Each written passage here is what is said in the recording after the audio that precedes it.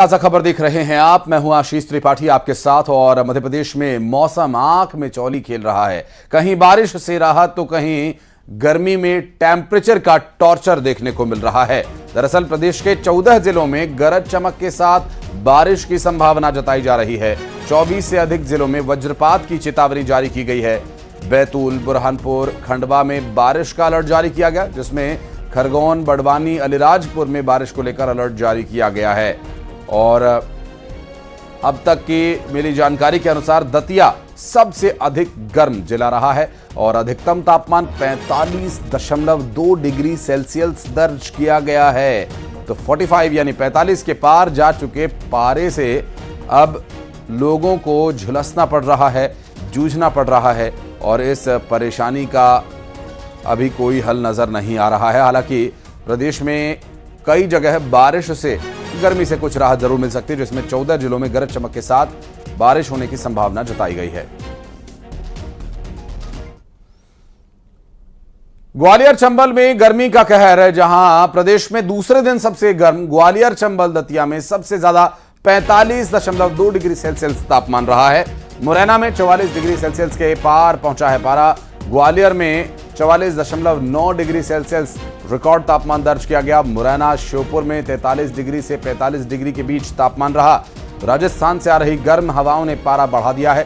3 दिन अंचल में लू चलेगी, 46 तक पारा जा सकता है। और आपको बता दें कि मौसम विभाग की तरफ से जो पूर्वानुमान जारी किया गया है, उसमें 46 डिग्री सेल्सियस तक टेम्परेचर के जाने की संभावना जताई जा रही है।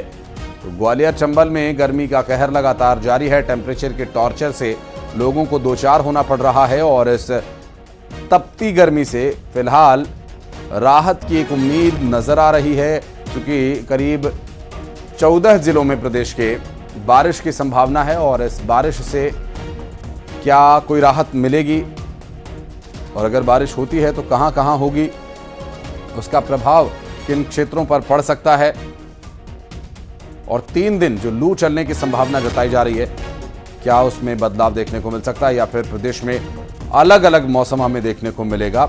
बात करेंगे ग्वालियर की अगर, तो सुशील हमारे सहयोगी इस वक्त जुड़ गए, उनसे अपडेट लेंगे। वासु चौरे भोपाल से हमारे साथ जुड़ रहे हैं। सुशील, पहले आपके पास आते हैं, चूंकि बताया जा रहा है कि ग्वालियर चंबल का जो पूरा क्षेत्र है वो सबसे ज्यादा तप रहा है इस वक्त। क्या संभावनाएं जताई जा रही है मौसम विभाग की तरफ से?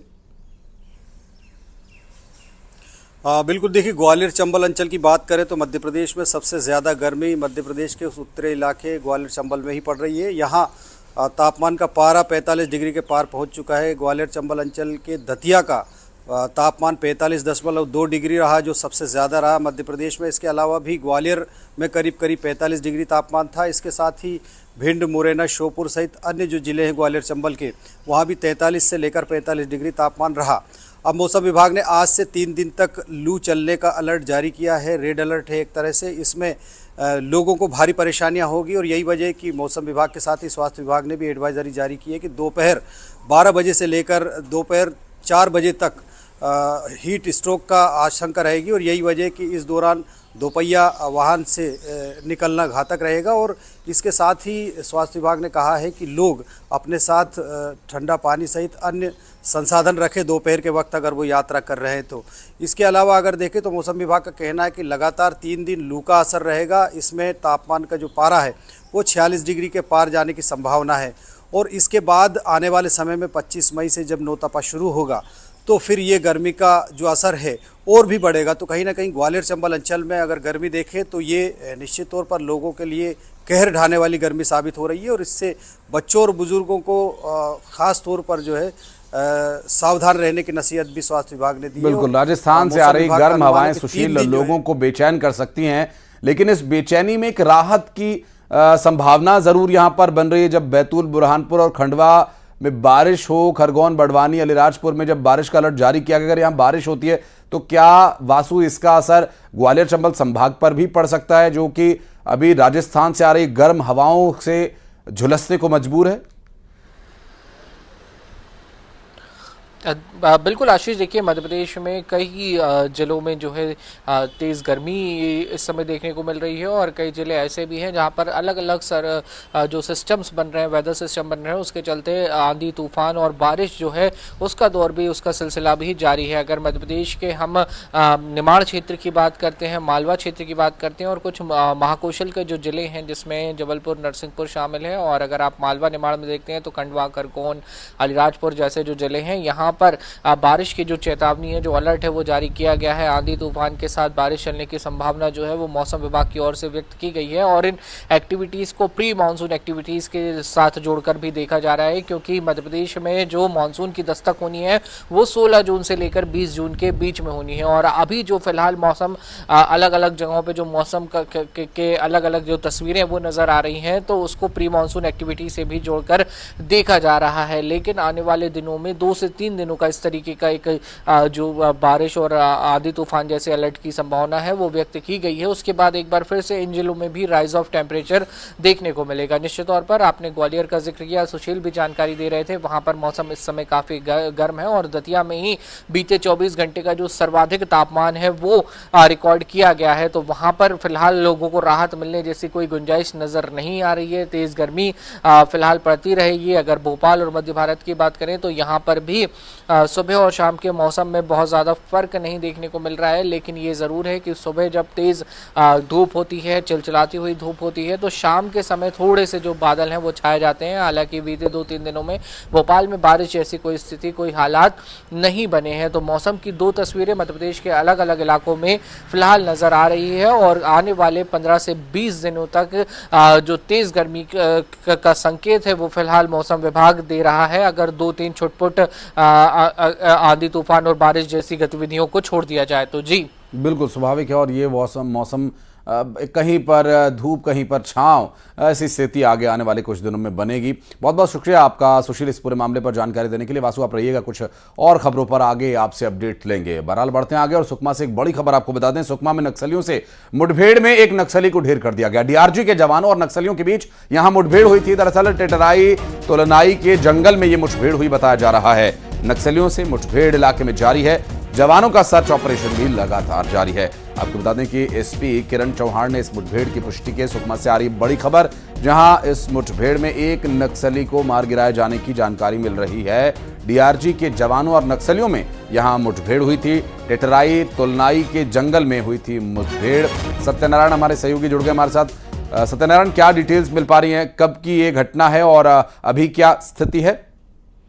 जी, आपको बता दूं कि सुकमा जिले के नक्सल पर इलाका का एक गाँव है टेटराई, जो लगातार जो है माओवादी होने की सूचना मिली थी, जिसके बाद जो है पोलमपल्ली से एक टीम भेजी गई थी और ये मुठभेड़ जो है देर रात में हुई है। उसके बाद एक नक्सली मारा गया और नक्सली का शव लेकर पुलिस वापस सुरक्षित पोलमपल्ली कैंप लौट आई है। इसकी पुष्टि एसपी किरण चौहान ने की है और ये लगातार इस इलाके में नक्सलियों के खिलाफ ऑपरेशन चल रहा है। उसी के तारतम्य में जो है ये ऑपरेशन किया गया था। बहुत शुक्रिया सतीश आपका इस पूरे मामले पर जानकारी देने के लिए।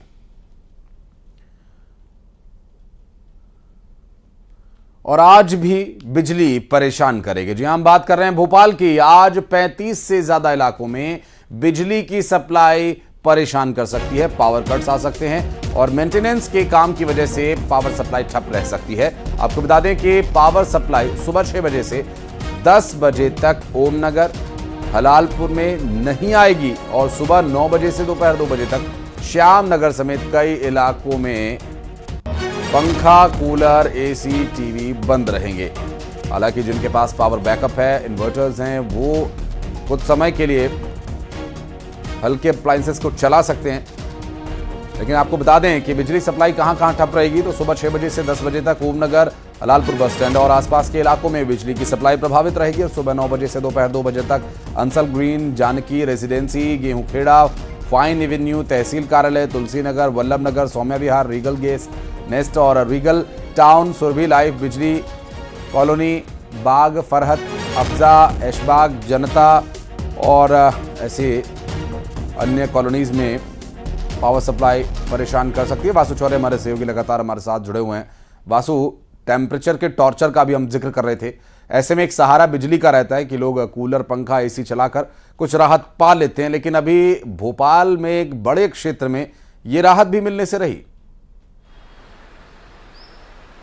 अब बिल्कुल देखिए आशीष, थोड़ी देर पहले हम मौसम का जिक्र कर रहे थे। प्री मानसून एक्टिविटीज़ जो है वो मध्य प्रदेश के कई इलाकों में देखी जा रही हैं और यही वजह है कि बिजली विभाग ने भी अब मेंटेनेंस का काम जो है वो ज़ोर शोर से शुरू कर दिया है, क्योंकि अगले महीने से मध्य प्रदेश में मानसून जो है वो एक्टिव हो जाएगा। और कई बार देखा गया है कि जब हवा, पानी, बिजली होती है तो जो विद्युत सिस्टम है या इलेक्ट्रिसिटी का जो पूरा सिस्टम होता है, ट्रांसफार्मर्स की बात करें, इलेक्ट्रिसिटी केबल्स की बात करें, तो वो क्षतिग्रस्त हो जाते हैं, प्रभावित हो जाते हैं, जिससे लंबे समय तक जो है पावर कट की स्थिति बनी रहती है। तो ऐसी स्थितियों का निर्माण ना हो, इसलिए मानसून के पहले बिजली विभाग जो है वो लगातार मेंटेनेंस का काम कर रहा है। हालांकि इससे लोगों को परेशानी ज़रूर होगी, क्योंकि फिलहाल भोपाल में तेज़ गर्मी पड़ रही है और जब दिन के समय ये वर्किंग आवर्स होते हैं, ऑफिस आवर्स होते हैं, तो इस दौरान अगर बिजली गोल होगी तो निश्चित तौर पर लोगों का जो काम है वो प्रभावित होगा। सुबह 9 बजे से लेके दोपहर को 2-3 बजे तक जो कटौती का आलम है वो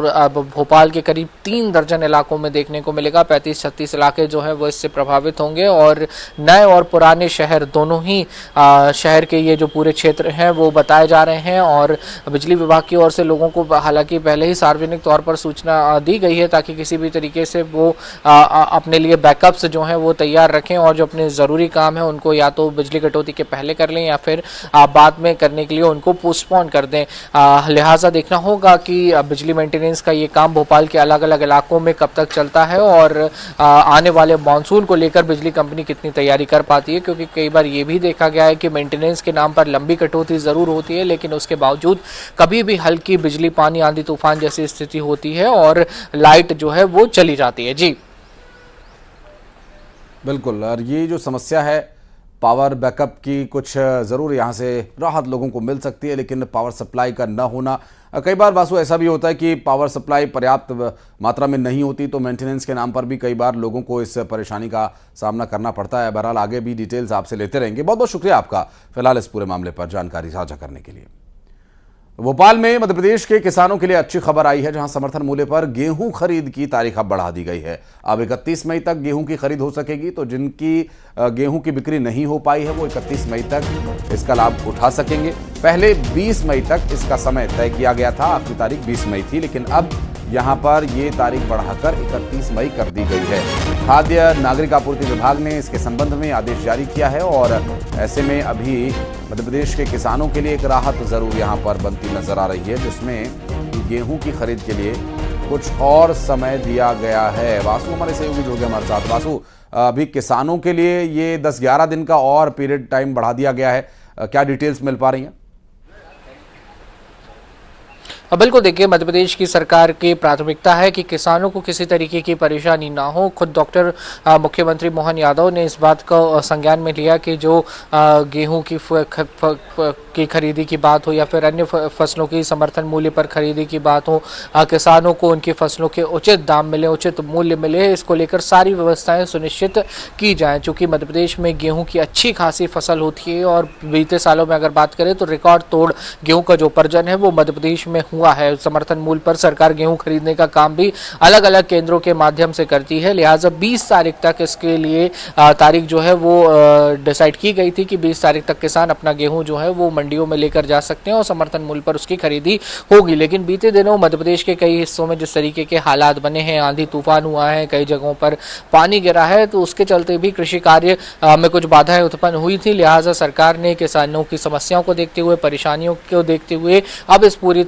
गेहूं खरीदी की तिथि को 11 दिन और बढ़ा दिया है, यानी कि मई के पूरे महीने 31 मई तक जो है वो किसान अपने गेहूं को मंडियों में जाकर बेच सकेंगे। कई बार ऐसी भी स्थिति देखने को मिली है कि बड़ी जो कतारें हैं लंबी लंबी किसानों की वो मंडियों में लग जाती हैं और किसानों को फिर वहां पर काफी परेशान भी होना पड़ता है। तो इस तरीके की स्थितियों का निर्माण ना हो और किसान जो है वो आराम से अपनी उपज को बेच सकें, इसलिए भी ये पूरी जो समय अवधि बढ़ाई गई है। निश्चित तौर पर ये किसानों के लिए राहत भरी खबर है और इससे किसान सीधे तौर पर लाभान्वित होंगे और जो एक्स्ट्रा टाइम मिला है इस दौरान अगर उनको कुछ अपनी दूसरी फसलों की तैयारी करनी है, खाद बीज की जो भंडारण करने का काम है वो करना है, तो उसके लिए भी उन्हें अब पर्याप्त मात्रा में जो समय है वो मिल सकेगा। आशीष, स्वाभाविक है और किसानों के लिए एक राहत ये पर यहाँ बनेगी। सरकार की तरफ से जो ये कदम उठाया गया है वासु निश्चित रूप से किसानों के लिए लाभान्वित करने वाला कदम होगा। बहुत शुक्रिया आपका इस पूरे मामले पर जानकारी साझा करने के लिए। और बढ़ते आगे, आपको बता दें सागर में सरकारी कर्मचारियों के द्वारा ही सरकार को चूना लगाने का एक ऐसा मामला सामने आया जिसे देखकर आप भी चौंक जाएंगे। दरअसल सनौधा सेवा सहकारी समिति के कर्मचारी सीसीटीवी फुटेज में साफ दिखाई दे रहे हैं कैसे वो सरकारी गोदाम में रखे हुए गेहूं को भिगो रहे हैं। वेयर हाउस में गेहूं के रखने से पहले इसे इसलिए भिगोया जा रहा है कि इसका वजन बढ़ाया जा सके। कोई स्प्राउट बनाने के लिए इसे नहीं भिगो रहे हैं। गेहूं को इस तरह से भिगोने से वो जल्दी खराब हो जाएगा, क्योंकि भीगा हुआ गेहूं अगर आप रखेंगे तो उसमें जो रासायनिक प्रक्रिया है वो शुरू हो जाएगी। गेहूं के पानी के संपर्क में आने के बाद उसमें अंकुरण की प्रक्रिया शुरू हो जाएगी और मिट्टी से मिलने वाले आवश्यक जो तत्व हैं वो न मिलने पर उसमें सड़न पैदा होना शुरू हो जाएगा और यहाँ लाखों की या करोड़ों की कितनी की चपत लगेगी, बहरहाल ये तो जांच का विषय है। लेकिन गेहूं को भिगो देने का ये जो सीसीटीवी वीडियो सामने आया है ये चौंका देने वाला है, हैरान कर देने वाला है। विभागीय अधिकारी मीडिया से बचते हुए नजर आ रहे हैं और कोई बात करने को तैयार नहीं। गोविंद सिंह राजपूत ने साफ कह दिया कि उन्हें तो पता ही नहीं।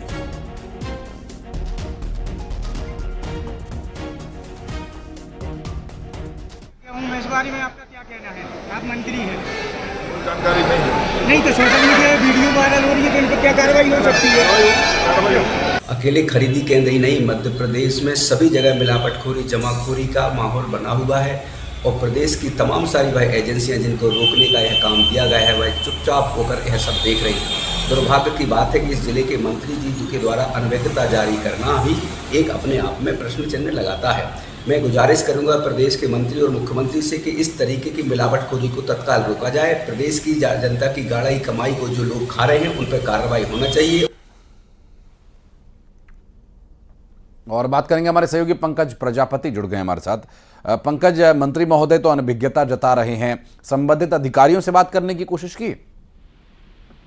जी, अधिकारी जो वेयर हाउस संचालक है और जो उनके जो भी मुख्य जो अधिकारी हैं जिनका सागर में ऑफिस बना हुआ है उनसे कल पूरे दिन जो है इस बारे में जानकारी लेने की कोशिश की गई। ना तो उन्होंने फोन उठाया, ना इस बारे में वो कुछ कहते नजर आए। चूंकि ये जो वेयर हाउस ये पहले से काफी विवादित रहा है, पहले भी इस तरीके के वीडियो यहाँ से सामने आ चुके हैं और इसके पास जो एक वेयर हाउस है उसमें भी पिछले साल न्यूज 18 ने ही सबसे पहले वो खबर दिखाई थी। उसके बाद जो है जो कर्मचारी अधिकारी वहाँ के उन पर मामला दर्ज हुआ था और कार्रवाई भी हुई थी। लेकिन इस बार जो है अभी मामला कुछ ज्यादा ही संदिग्ध नजर आ रहा है, क्योंकि मंत्री महोदय का इस तरीके का बयान आना और उसके बाद भी अधिकारियों का उनको गुमराह रखना या अधिकारियों का उस पर एक्शन ना लेना वो अपने आप में एक सवालिया निशान खड़े करता है। तो इस बारे में लगातार जो है हम लोग कोशिश कर रहे हैं कि किसी वरिष्ठ अधिकारी जो है भोपाल में या सागर में उनसे संपर्क करने की कोशिश की जा रही है। जी बिल्कुल, और ये समस्या तो है, लेकिन पंकज अभी इस पूरे मामले में कोई ऐसी बात सामने नहीं आई कि कितना गेहूं भिगोया गया है, क्या इसे आगे बेचना था या स्टॉक में रखना था, इस बारे में भी कोई डिटेल मिल पाई क्या? जो है गेहूं खरीदती है और फिर इसी गेहूं को जो है गरीबों में जो है बांटा जाता है, जो कि हर महीने जो एक प्रक्रिया है कि गरीबों को जो मुफ्त राशन सरकार देती है उसी के लिए गेहूं जो है वेयर हाउस में रखा जाता है और तुलवा कर फिर जो जब जहां ज्यादा मात्रा हो जाती है तो फिर ये दूसरे वेयर हाउस में पहुंचाया जाता है। उसी दरमियान ये जो है काफी लंबे समय से ये पूरी प्रक्रिया चली आ रही है कि सिर्फ तौल कांटे में वजन बढ़ा दिखाने के लिए ये जो है गेहूं को गीला करते हैं, इससे वो वजन भारी हो जाता है और जब वो तौल कांटे पर उसकी तुलाई होती है तो वो तकरीबन 5-6 जो टन है वो बड़ी मात्रा में जो कि उसकी बिलिंग होती है, फिर उसके बाद सरकार से इन वेयर हाउस संचालकों को पैसा मिलता है। तो उसी सब करने के लिए ही ये लोग जो है गेहूं में पानी चलाते हैं। लेकिन उसका एक साइड इफेक्ट ये भी है कि फिर ये गेहूं ज्यादा समय तक रखा नहीं रहता, ये सड़ जाता है जो फिर किसी के काम नहीं आता है। फिर आखिर में जो है सरकार को हर साल की तरह ये एक सिलसिला इनका जारी रहा है शुरू से, तो उनको करोड़ों रुपए का नुकसान जो है गवर्नमेंट को उठाना पड़ता है। और ये टैक्स पेयर्स का पैसा है जो वेयर हाउस संचालक पानी में बहा रहे हैं। किस तरह से आप देखिए तस्वीरें, चौंका देने वाली तस्वीरें। बहुत शुक्रिया आपका फिलहाल इस पूरे मामले पर जानकारी देने के लिए। और बढ़ते आगे, खबर बलरामपुर से है जहां पटवारी से मारपीट और गाली गलौज करने के मामले में 4 आरोपियों को गिरफ्तार किया गया। सरकारी ऑफिस में काम के दौरान ये मारपीट की गई थी। दरअसल जमीन बंटवारे के मामले में विवाद हुआ था। पटवारी की शिकायत पर पुलिस ने कार्रवाई शुरू कर दी है। सरकारी कार्यालय में मारपीट का ये मामला सामने आया, जहां बताया जा रहा है कि जमीन के बंटवारे को लेकर यहां विवाद शुरू हुआ था।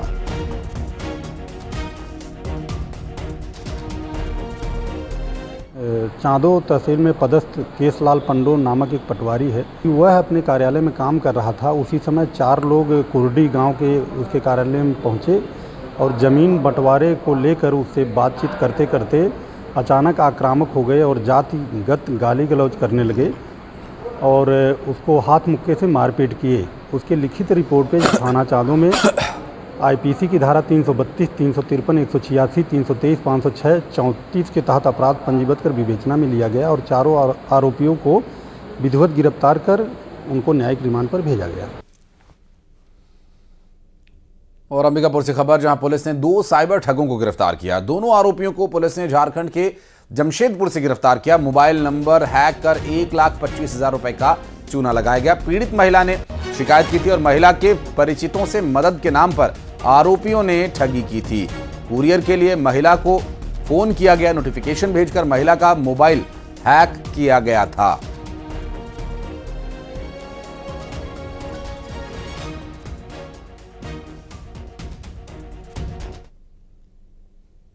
और खबर जांजगीर चांपा से, जहां सुरक्षा गार्ड्स पर जानलेवा हमला करने वाले को गिरफ्तार किया गया।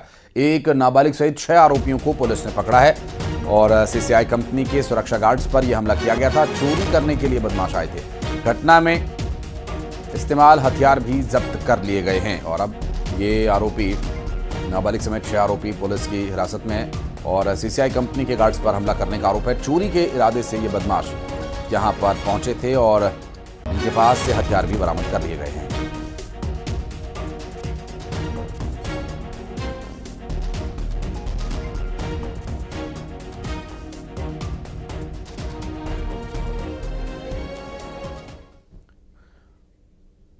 और अभी इस बड़ी खबरें फटाफट अंदाज में।